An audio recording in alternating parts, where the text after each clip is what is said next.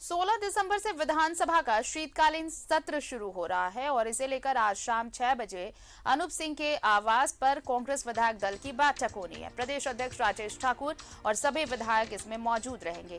16 दिसंबर की शाम सीएम आवास पर यूपीए विधायक दल की बैठक होगी।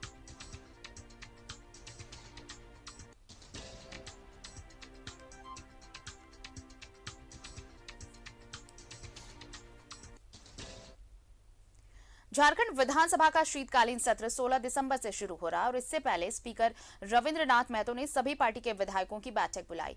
बीजेपी इस बैठक से दूर दिखी। सदन सुचारू रूप से चले, बैठक में इस पर चर्चा हुई। 16 दिसंबर से शुरू हो रहा है झारखंड विधानसभा का शीत सत्र। 22 दिसंबर तक चलेगा सदन। तैयारियों को लेकर बैठकों का दौर जारी। स्पीकर ने सर्वदलीय बुलाई बैठक। मुख्य विपक्षी दल बीजेपी ने बैठक से बनाई दूरी। मुख्यमंत्री हेमंत सोरेन का बयान, उम्मीद है बेहतर तरीके से चलेगा सत्र। प्रश्नकाल बाधित न हो, इसको लेकर हुई चर्चा।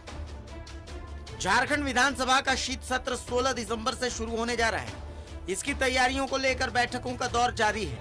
विधानसभा अध्यक्ष रविंद्रनाथ महतो ने सर्वदलीय बैठक बुलाई, जिसमें सदन के नेता सीएम हेमंत सोरेन, कांग्रेस की तरफ से प्रदीप यादव, आरजेडी से सत्यानंद भोक्ता, एनसीपी से कमलेश सिंह और माले से विनोद सिंह ने बैठक में शिरकत की। वहीं मुख्य विपक्षी दल बीजेपी ने बैठक से दूरी बनाई तो आजसू का भी सदस्य वहां पर कोई नजर नहीं आया। मुख्यमंत्री हेमंत सोरेन ने कहा कि उम्मीद है सत्र बेहतर तरीके से चलेगा। उन्होंने कहा कि सरकार की अपनी तैयारी पूरी है। इस बैठक में प्रश्नकाल बाधित न हो, इसको लेकर चर्चा हुई। विधानसभा अध्यक्ष जी ने कार्य मंत्रालय की एक बैठक बुलाई थी और जो शेड्यूल था वो शेड्यूल के संदर्भ में चर्चा हुई है और कार्रवाई सदन के अंदर की स्थिति को ध्यान में रखकर कुछ बातें आई है कि इन सब बातों को भी टेकअप किया जाए। आज तो विपक्ष के साथी तो नहीं नजर आए, अब वो आते हैं तो वो उनका क्या मुद्दा आता है उसके अनुरूप आगे सर प्रश्नकाल। स्पीकर रविंद्रनाथ महतो ने भरोसा जताया कि सदन सुचारू रूप से चल पाएगा। उन्होंने कहा कि जनता के सवाल को बाधित नहीं किया जाना चाहिए। विधायक प्रदीप यादव ने कहा कि राजकीय विधेयक कितने होंगे, इसके अनुसार अनुपूरक बजट पर चर्चा का समय निर्धारित होगा। उन्होंने कहा कि 16 को कार्य मंत्रणा की बैठक में अंतिम निर्णय होगा। चर्चा करने के बाद लोग निर्णय लिए कि हम लोग थोड़ा सा इंतजार कर रहे हैं कि हम लोगों के पास सरकारी जो विधेयक है वो कितने आ रहे हैं।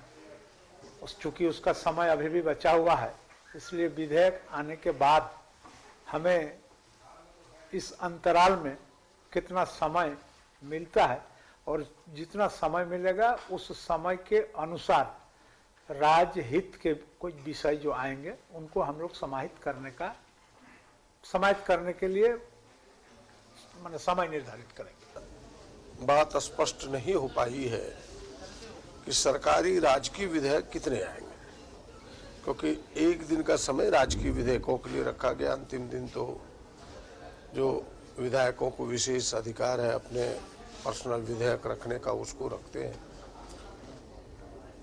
तो अगर राजकीय विधेयक स्पष्ट हो जाए, इसके लिए तारीख फिर 16 को कार्य मंत्रणा की बैठक होगी। मंत्री सत्यानंद भोक्ता ने कहा कि सरकार विपक्ष के हर सवाल के जवाब के साथ सदन में आएगी, जिसकी तैयारी पूरी हो चुकी है। उम्मीद है सदन को विपक्ष बाधित नहीं करेगा। एनसीपी विधायक कमलेश सिंह ने कहा कि विकास के मुद्दों को लेकर सरकार का ध्यान आकृष्ट करना चाहिए, क्योंकि क्षेत्र के लोगों को बहुत उम्मीद रहती है। का सत्र है, छोटा सत्र है और चाहे पक्ष का माननीय सदस्य हो, विपक्ष का माननीय सदस्य हो, सभी क्षेत्र के प्रति, जनता के प्रति जिम्मेवार हैं। तो जो भी जन मुद्दा है सदन में उठाना चाहिए और राज्य सरकार अपनी ओर से जनहित में संतुष्ट उनको जवाब भी दिया जाएगा और काम भी होगा। में तो सभी लोगों के विकास के लिए विधानसभा सही ढंग से चलना चाहिए, क्योंकि सभी को रहता है ये आशा कि जाएंगे तो हमारे क्षेत्र का विकास का काम होगा और हमें पूरी उम्मीद है कि विधानसभा अच्छा से चलेगा। चाहे वह पक्ष हो चाहे वह विपक्ष हो, दोनों के जो है विकास के मुद्दा चाहिए और काम चाहिए। राज्य के अधिकारियों के साथ ही विधानसभा अध्यक्ष ने उच्च स्तरीय बैठक की। जिसमें मुख्य सचिव और डीजीपी शामिल हुए। 5 कार्य दिवस वाले शीत सत्र में सत्ता पक्ष और विपक्ष दोनों में मंथन का दौर जारी है। एक दूसरे को घेरने की रणनीति भी बन रही है। देखना है शीत सत्र गर्माता है या सदन में जनहित की बात होती है। न्यूज़ 11 भारत के लिए विपिन उपाध्याय की रिपोर्ट।